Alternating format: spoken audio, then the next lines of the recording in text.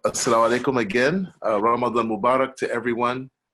Ramadan Mubarak. May Allah bless you and me in these first days of Allah subhanahu wa ta'ala's mercy, these first 10 days of Allah's mercy. I pray that you're taking advantage of, thank you, Sajid. Yes, thank you so much. We had a little internet issue, alhamdulillah. And we'll get right into it, inshallah ta'ala. The blessing of Ramadan is in fighting the nafs, fighting the ego. And sometimes our greatest fight is not hunger or thirst. Sometimes our greatest fight is patience, being patient with other people, being patient with the technology, right? Being patient with the weather, being patient with the political, economic, social circumstances that Allah puts us in, and so on and so forth. We are still learning about who we are. And the question is, who are we? Who are we as human beings? And we begin, again, seeking the grace and the help of the name of the divine, the absolutely loving, the ever compassionate. And we ask that God send blessings and peace upon our leader, Muhammad, and his family and his companions and all the prophets and all the other messengers sent to guide us. The title of today's discourse is The Believer's Heart. Is the believer's heart. We're learning about the nature of the human being and the nature of the heart of the believer, of the mu'min. In the Masnawi, Imam Sheikh Muhammad Jalaluddin Rumi says, compared to the vastness of Adam's pure soul, the expanse of the seven heavens is narrow. We'll say that again. Compared to the vastness of Adam's pure spirit, the expanse of the seven heavens is narrow.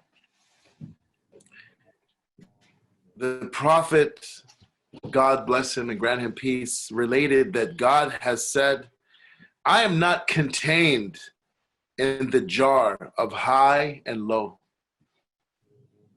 I am not contained in earth or heaven, or even heaven's highest heights. Know this for sure, noble one. Yet I am contained in the true believer's heart. How wondrous. If you look for me, search in those hearts. This is a very mysterious excerpt and selection that needs to be understood properly in order to avoid any misunderstandings, any anthropomorphism, any violation of our concepts and understandings of the divine oneness. So what are we talking about here? These lines from the Mathnawi, they indicate the immensity of the human spirit. Now your spirit, your ruh, your spirit is vast. This builds off what we were learning yesterday about the entire cosmos being folded up within you. But don't stop there. It's not just that the entire cosmos is folded up within you. Your spirit is much more vast, is much more immense than the cosmos itself. Like one of my teachers, Sheikh Abdurrahman Ashaguri, may God be pleased with his soul, may his soul rest in peace, used to say. He was a great scholar of Damascus. he used to say, "Ana fi ruhi sama." "Ana fi ruhi sama."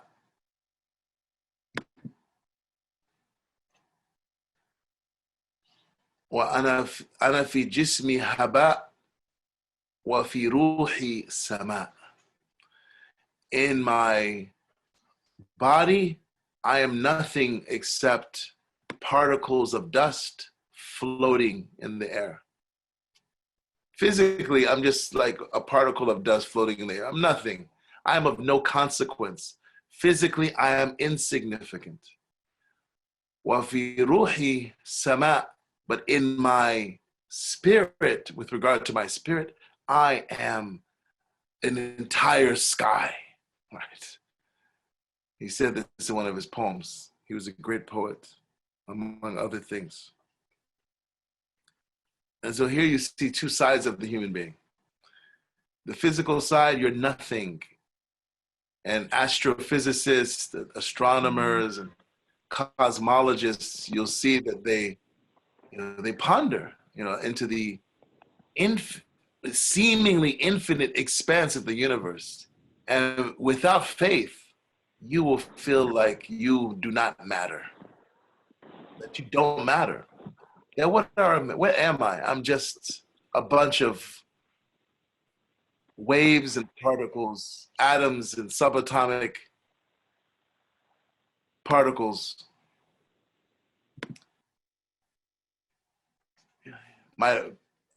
People are born and people die, and it looks like it's random.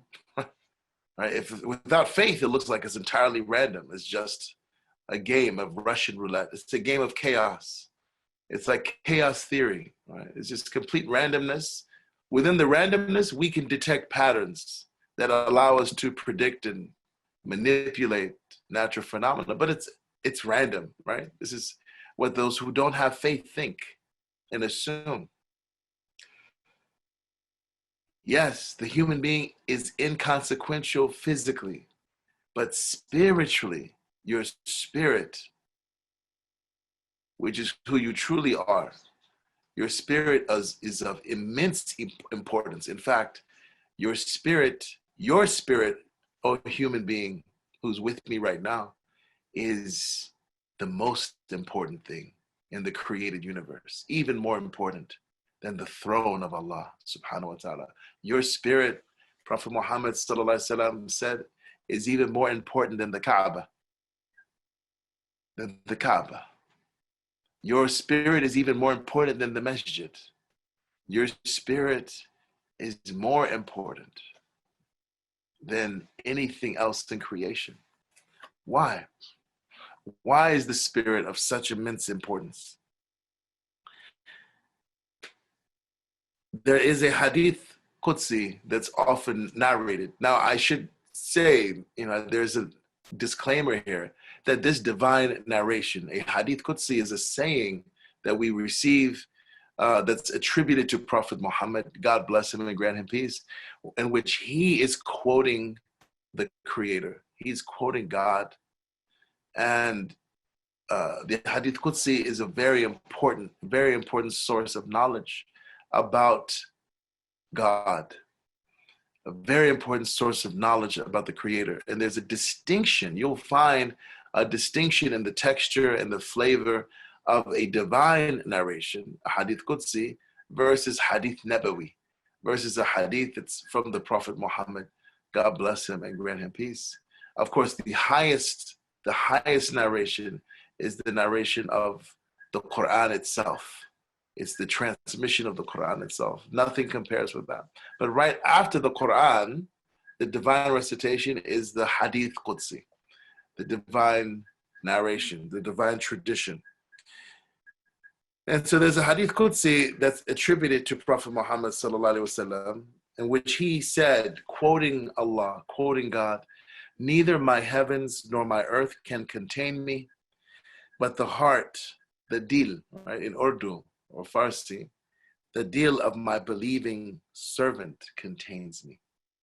Now, the disclaimer here is that scholars of hadith cannot and have not authenticated a chain of transmission for this hadith Qudsi, even though you do find, first of all, many scholars of Muslim spirituality, the science of ihsan or tasawwuf, it's often called Sufism in the West, who quote this hadith and attribute it to the Prophet sallallahu alaihi wasallam. Secondly, you have scholars like Sheikh Ibn Taymiyyah, may Allah have mercy upon him, who say that even though this hadith cannot be authenticated and verified absolutely as being from the Prophet sallallahu alaihi wasallam, that its meaning is true when understood the following way. It's not talking about Allah subhanahu wa ta'ala being contained by the heavens and the earth. We should make no mistake that Allah is not a physical being, that God, the creator, ultimate truth, absolute reality, whatever name you want to give for the being who is the cause of everything we see in existence and the sustainer of everything we see in existence, and the one who brings about changes and development and growth and decay and death and everything we see in the universe, but itself is never changed. That is the one we're speaking about.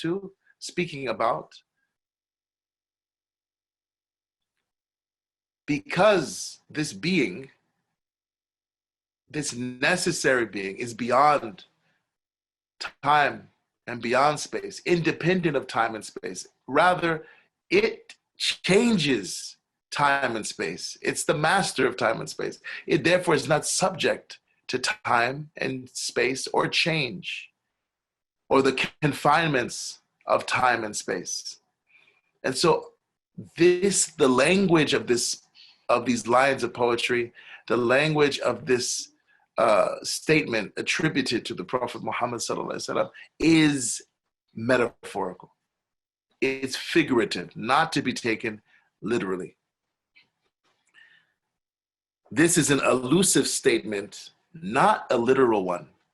God Almighty and Majestic has no location or dimensions and cannot be contained in anyone or anything. This is one of the greatest gifts that the Quran teaches us, and the Prophet Muhammad, God bless him and grant him peace, taught us about the Creator, about the divine, about God, about absolute reality. It is not confined by location. It is not contained by anyone or anything. No one can control God. Nothing can encompass God, not even heaven, not even paradise. and sometimes Muslims have we have an understanding of Allah that is actually more Christian than it is Islamic.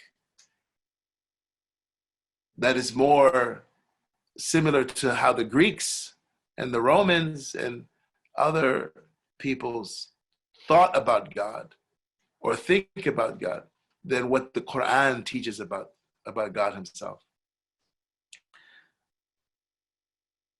The mind may understand something of God's attributes, but not his ipsity or his essence. And there's another hadith which actually forbids meditating on the latter, meditating on the self of God, the essence of God, which could cause imbalance to the mind, which could unbalance the mind. So yes, know that you can know God through his names and through his attributes. That is our gateway to God. The divine names and the divine attributes. And that's why we have about 150 different names and attributes that are revealed in the Quran and revealed in the teachings of Prophet Muhammad sallallahu alaihi wasallam, so that you can make sense and I can make sense of our lives.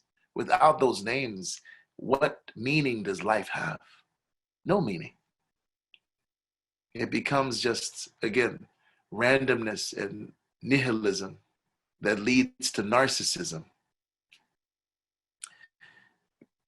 And we should meditate. A Muslim should have, as I was saying last night during our commentary on the end of the third chapter of the Quran, in order to awaken your heart, in order to awaken your soul, you and I need to have a daily dose of mindfulness, of meditation, of reflection, of contemplation on the heavens and the earth. وَيَتَفَكَّرُونَ فِي خَلْقِ السَّمَاوَاتِ وَالْأَرْضِ. And they reflect and they meditate upon the structure, on the form of the heavens and the earth. It is through mindfulness and meditation upon the form of the heavens and the earth that you are led to knowledge of the one who is formless, God himself, formless. And for those of you who have not watched it yet, I have a 5-part series on YouTube that goes through the theory and the practice of Islamic meditation. And my friend and my brother, Ihsan Alexander Turabi, who's from Afghanistan, like Rumi was from Afghanistan, he also has an online course that's completely free that you can see on YouTube on Islamic meditation. Just type in Ihsan Alexander in Islamic meditation. The Yaqeen Institute has a really good article on how to be a mindful Muslim. So these are some resources that you can use to, again, begin a daily practice of stillness, of contemplation, that ultimately, God willing, will lead to the awakening of your spirit, the awakening of your consciousness to your spirit. The human heart, by virtue of its primordial nature, its ancient nature, its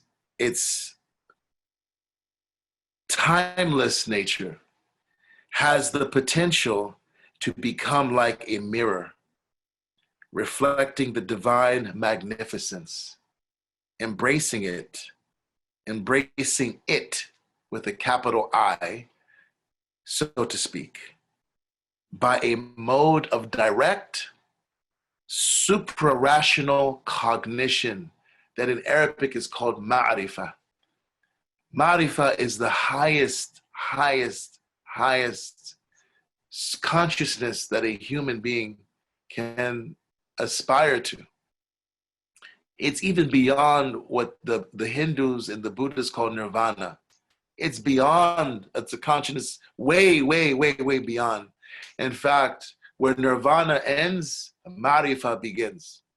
And we have countless books about what ma'rifah is, what this supra-rational cognition that's direct is, and how to attain it, and that have been written for hundreds and hundreds and hundreds of years. But if you go on YouTube, if you go on Google, and you type in, I've done this, that's how I know, you type in what is nirvana, right, which is really the spiritual goal of the Buddhist path. And the Hindu path to an extent, right?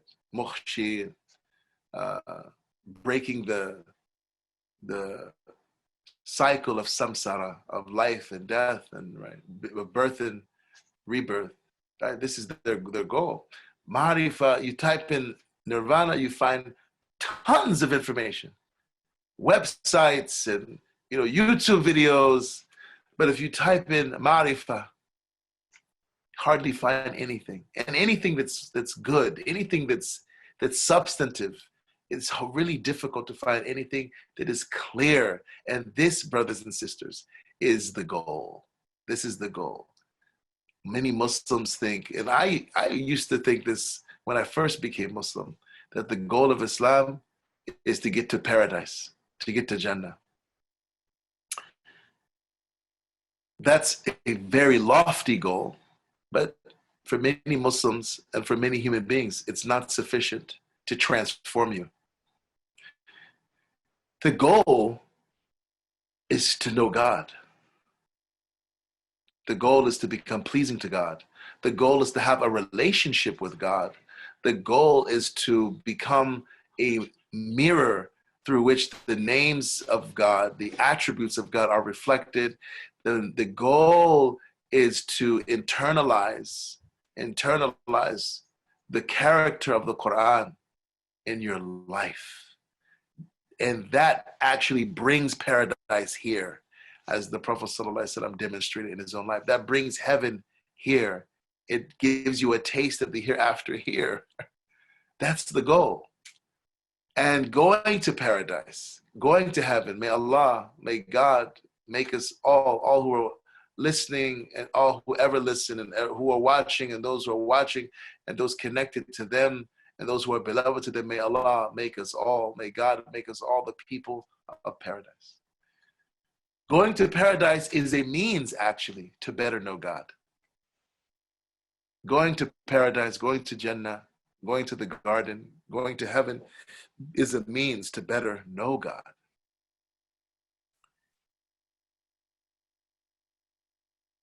Maulana Rumi says, our master Rumi says in another volume of the Methnawi, the heart is nothing other than that ocean of light. Now listen to this, brothers and sisters. The heart is nothing other than that ocean of light. It's the place where God is seen. How then could it be blind? Your heart has two aspects. There's the physical heart.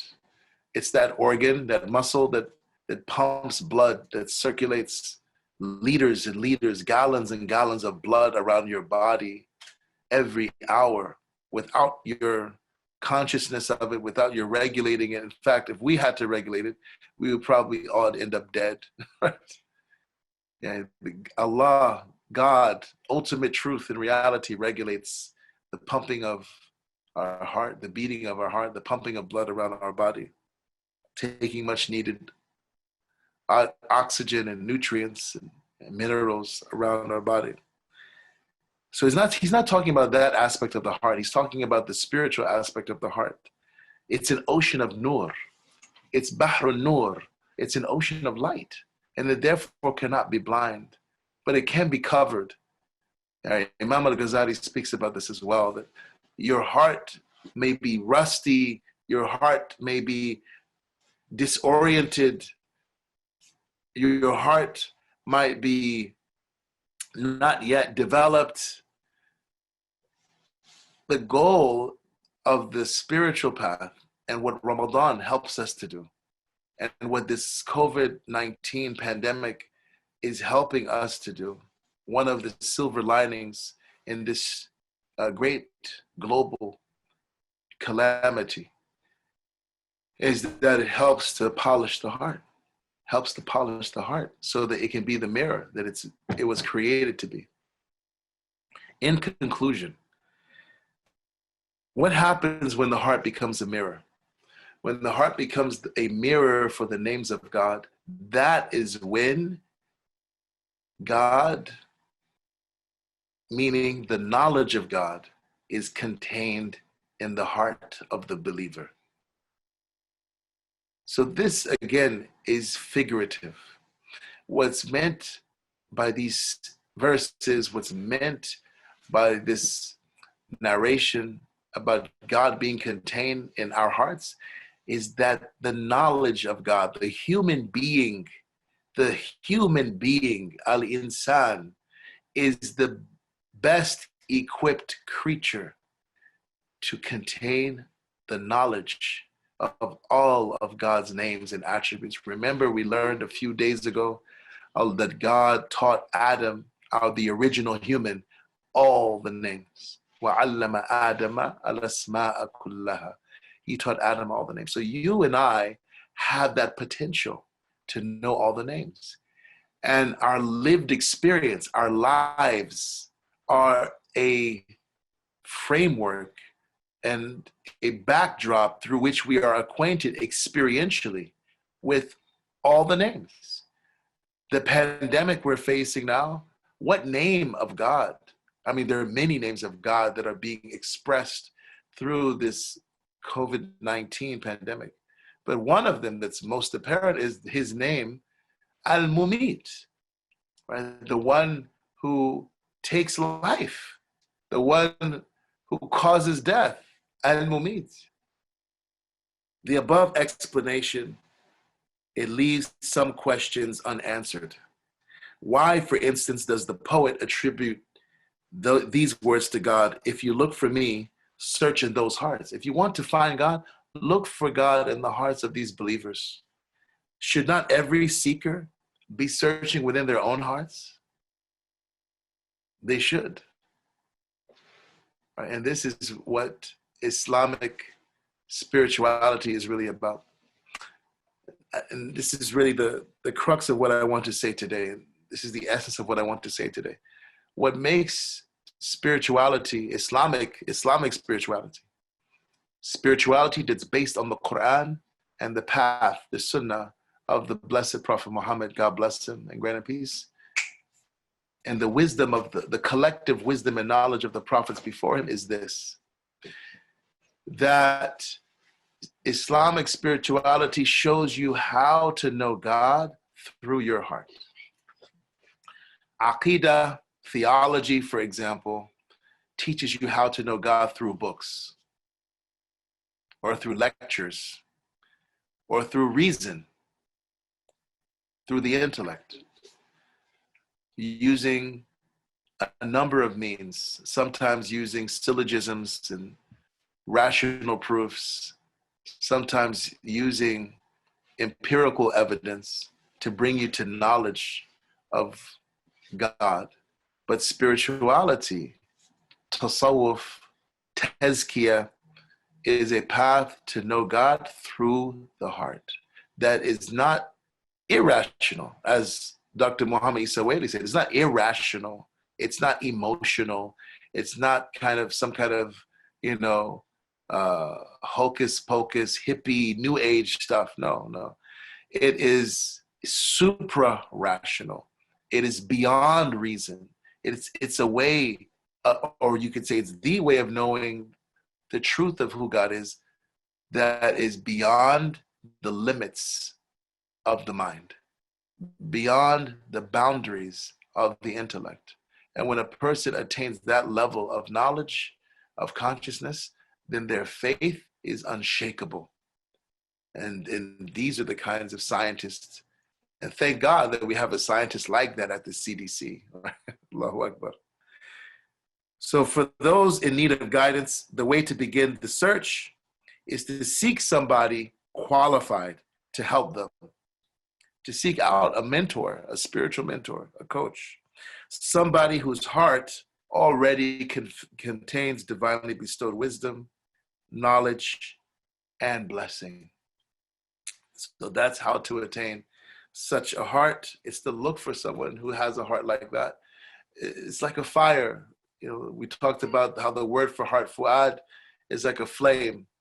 And what you want is for that flame to be kindled in your own heart. And that comes through companionship and fellowship and love and love and love and love and love and love. Now, if you don't find someone like that, if you don't find someone like that, then Rumi says that his work, the Mesnawi, will be a sheikh, will be a guide, will be a mentor for the person who cannot find one. And we live in a time when it's very hard to find such mentors. And may Allah Ta'ala bless us. May Allah Ta'ala make our hearts that contain the knowledge of God. May Allah Ta'ala make our hearts that contain and that are mirrors that reflect His names and attributes. And with that, we will take your questions and your comments. Thank you for your time and thank you for your attention.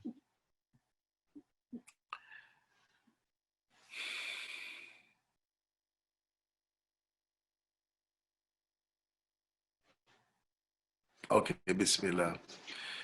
Sister Zainab says, man is created in the image of God. Can you expound a little on this? Yes. So there's actually, a hadith, a sound narration from Prophet Muhammad, God bless him and grant him peace, that God created Adam in his image. God created Adam upon his image. Ala surati. Now, there are some scholars that rejected this hadith, even though it has a sound chain. The chain is, has a very good chain of narration. They rejected the meaning of the hadith because of the anthropomorphic implications, that the human being is somehow in the image of God. But other scholars, like, again, Al-Ghazali, may Allah have mercy upon him, and like Rumi, right, they accept the hadith. And it all depends on how you understand who the pronoun is referring to. Is the pronoun referring back to Adam, the original human, or is the pronoun referring back to the creator of Adam? Now, those scholars of outward knowledge, they maintain that the pronoun refers to Adam, and that's the only acceptable understanding of the hadith, that Adam was made in his own image with a lowercase h, meaning in his own unique form. For that, what's implied by this, for example, is that human beings do not come from some other creature. We did not evolve from some other creature, but we have our own unique form, which was at the very beginning of our existence on the planet. Adam was created in his own unique image. Those scholars like Imam al-Ghazali and Imam al-Rumi teach that this hadith may mean that Adam was created upon his image with a capital H, meaning upon the image of God. But know that God, as we've said today, is formless. So the use of the word image or form, surah, is again figurative. And we find this language in the Quran, right? This is the language, this is scriptural language. You find it in every scripture. You find allegorical language. You find it in the language of Prophet Muhammad sallallahu alaihi wasallam. God bless him and grant him peace as well, right? This is prophetic language. It's not something that we're strangers to. But what does this mean? Right? Because this is something that you have in the Bible as well. It says in the Bible that God created the human in his image. So you find it in the Bible, and you also find it in this hadith. What does it mean?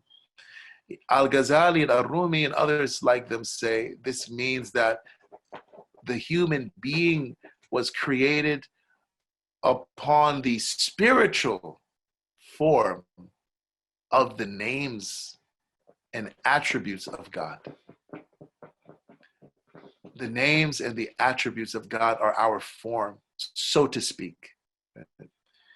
And the greater you realize those names and attributes in your character, in your lives, the more you call upon them, you invoke those names and attributes, the more you complete your humanity. To be a human being is to consciously live the names of God wherever you are throughout your day and throughout your night.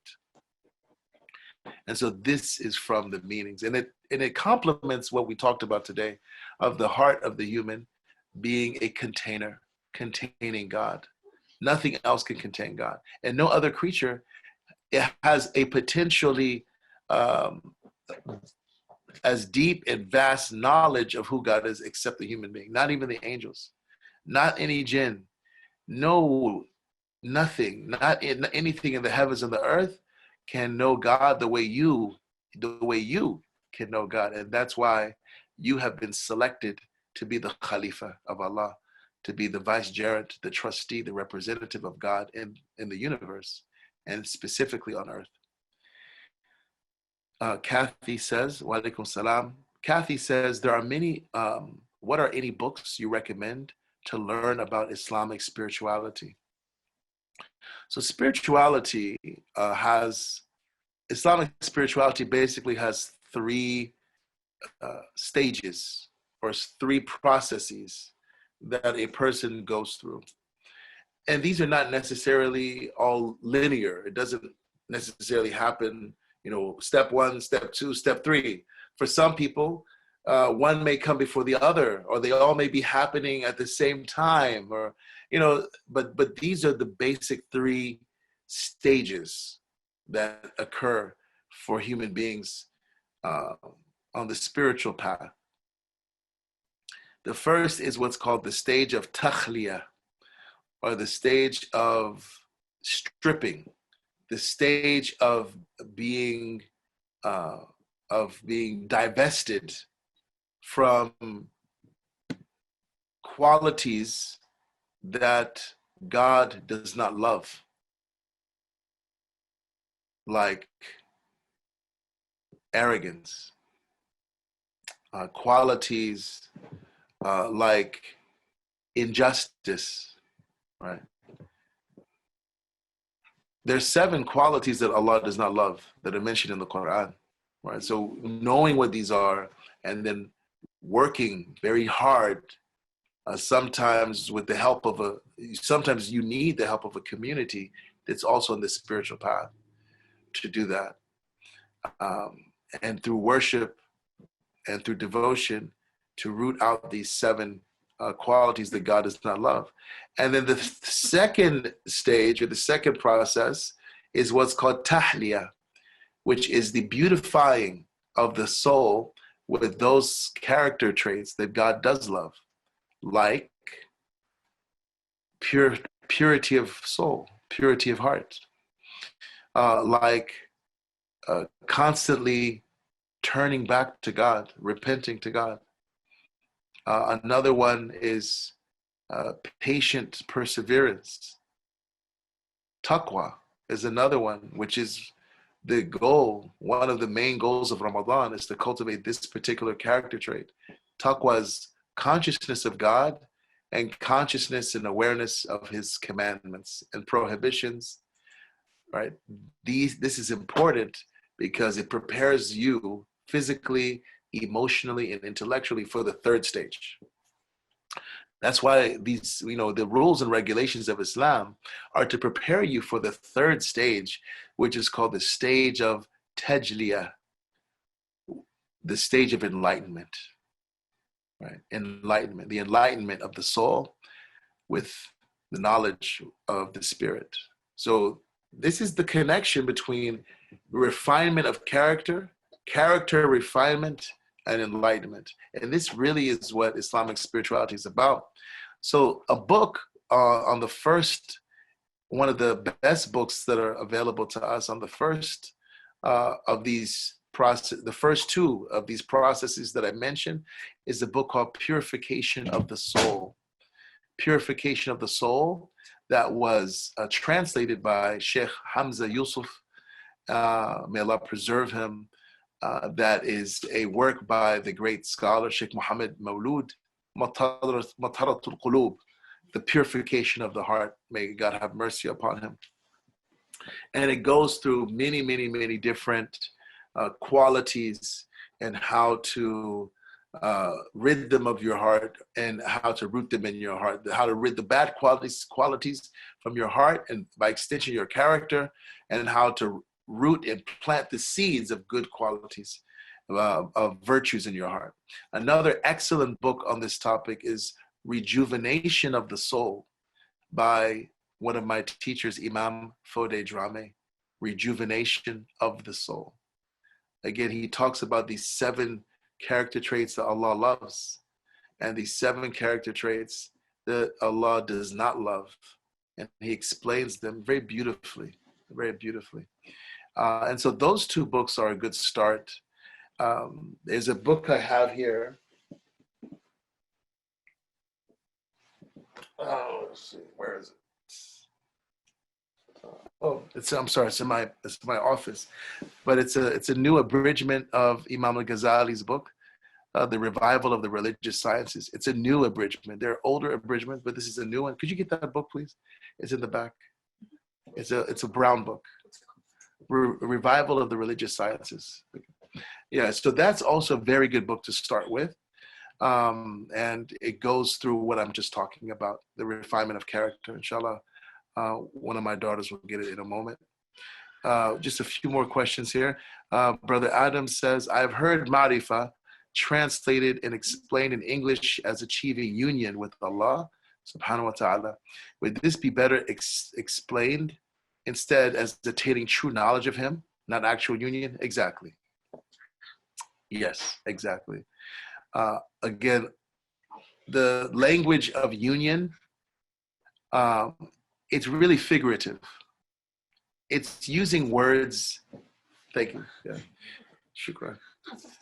It's using words to describe an experience, a state of consciousness that's beyond words. Marifa is beyond words, brothers and sisters.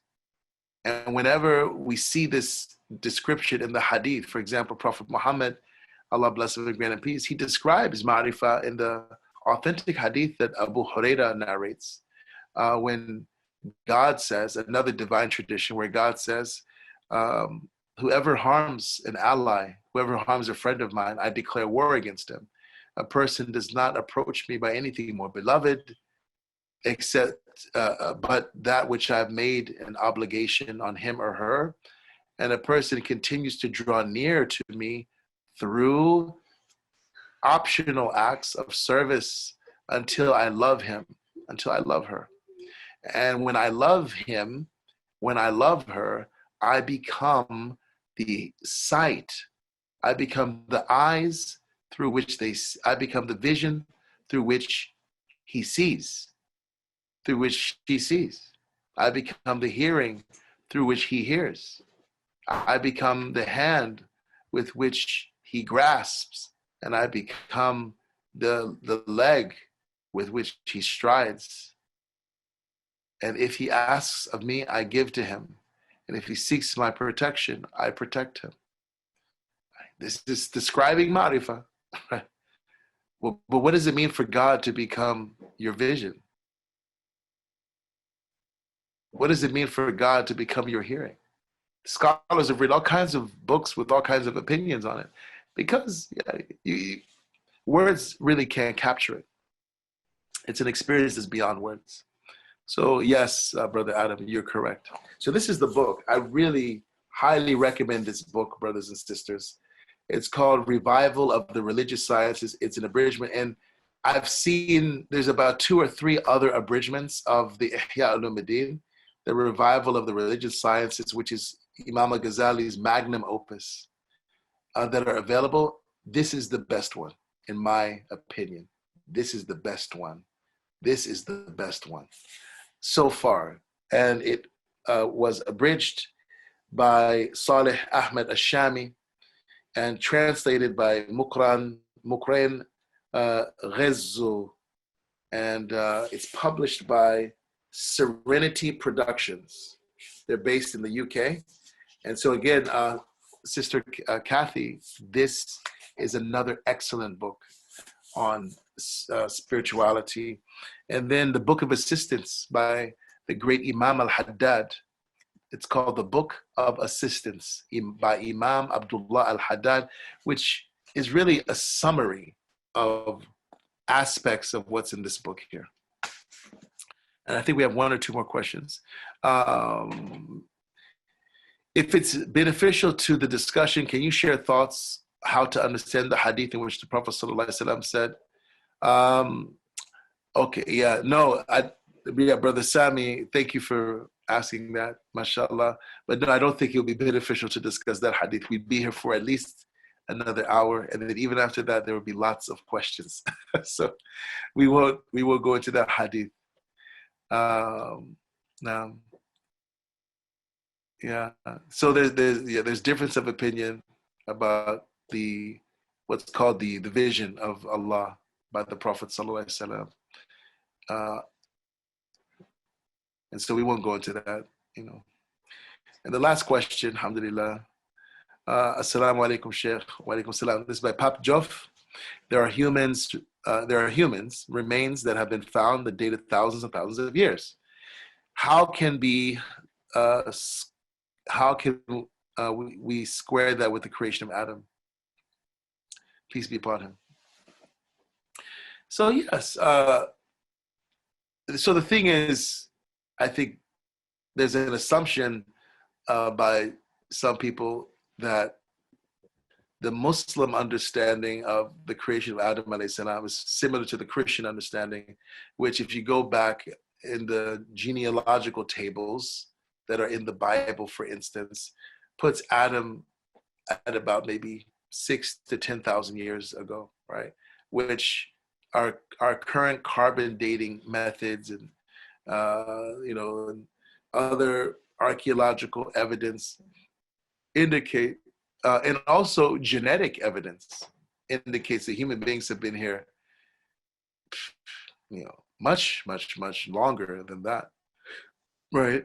And so, yeah, I think one of the things about the Quran that's quite unique is you don't see genealogies in the Quran like you see in the Bible. You don't see dates in history in the Quran the way you see in the Bible. And so there's nothing that stops Adam being created 100,000 years ago or 1,000,000 years ago.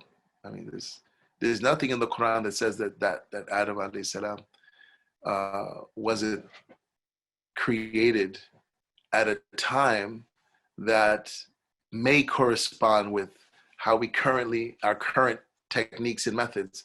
And those, you should also know, those techniques and methods are not completely fallible. It's the best that we have right now.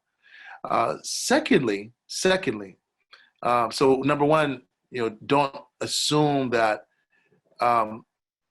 like a lot of creationists, that we believe that Adam lived 6,000 years ago. That's not necessarily so, right? Secondly, there is a teaching in Islamic spirituality by one of its great leaders, Sheikh Abdul Wahab al-Sharani,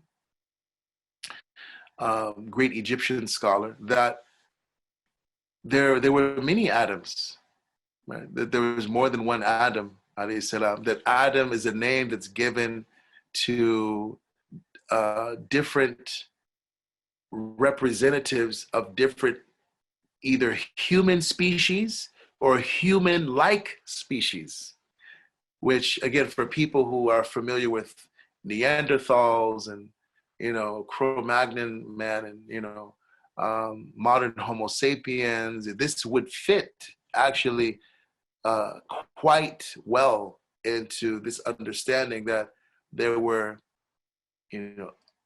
other human-like creatures. And I was watching a documentary about this actually last week. And the DNA supports this. In fact, all human beings had all modern human beings are descendants of humans that had contact with Neanderthals, that married Neanderthals, except Africans. Africans are the only modern humans that do not have Neanderthal DNA. Why? Because Africans, there's a number of reasons. I won't go into all of that, but Africans have a very, very, very, very ancient DNA. Aboriginals have very ancient DNA, and so yeah, I think that that's how we can kind of reconcile it, Brother Pap Joff, inshallah, and God knows best. And that's how I reconcile it. I could be completely wrong, but that's how I reconcile it, inshallah ta'ala. That, that Adam is not necessarily just one person, even though the Adam that we know of in the story of Adam and Hawa, Adam and Eve, and Iblis not prostrating to Adam. That's a particular Adam. That's a prophet that was sent to the earth, right? But what Sheikh Abdul Wahab Sha'rani and others are saying is that that's an archetype as well, that Adam is an archetype. And again, these are really, really, really deep matters that I don't, it's really better if we, had more time, inshallah ta'ala. So we're going to stop here, brothers and sisters. Thank you again. I appreciate your questions, mashallah. My intention was for this class to only take 20 minutes. But, I thank you for your questions, because it shows to me that there's interest and there's concern and there's appreciation and that there's a thirst, there's a thirst. And so let us end with a short prayer. Bismillahir Rahmanir Rahim. Alhamdulillahi Rabbil Alameen. Allahumma salli ala Sayyidina Muhammad wa alihi wa sallam. Oh Allah, we ask that you make our hearts mirrors of your names. Oh Allah, we ask that you make our hearts containers of knowledge of you, Ya Allah. Oh Allah, we ask that you grant us the proper understanding and correct understanding of your revelation and of the path of the prophets. Peace and blessings rest upon them all. We ask that you bring us together in love and unity and compassion. We ask that you bless us in this month of Ramadan. We ask that you assist us in fasting it and standing in prayer in it and worshiping it. We ask that you give us victory over our lower selves in this month, that you give us victory over our demons in this month, our inner demons. We ask that you give healing to our loved ones and that you give healing to us. We ask for healing for our brother, Imam Suhaib Sultan. We ask for healing for our brother, Ramadan. We ask for healing for humanity. We ask for healing for humanity. We ask for healing and goodness and guidance for humanity. We ask that Allah, we ask that you forgive us and that you have mercy upon us and that you open up for us the doors of your bounty and your mercy and your forgiveness and salvation. And we ask that you choose us to be among your friends. Choose us to be among your allies. Choose us to be among your beloveds. Choose us to be among your elect, your select servants. Choose us to be servants, selfless servants of humanity through our professions and our businesses and our work and our lives and to use our wealth and our time and our talent for that service, Ya Rabbil Alameen. We ask all of these through your beautiful names. Allahumma salli ala Sayyidina Muhammad wa alihi wa sallam. سبحان ربك رب العزة عما يصفون وسلام على المرسلين والحمد لله رب العالمين. السلام عليكم ورحمة الله وبركاته.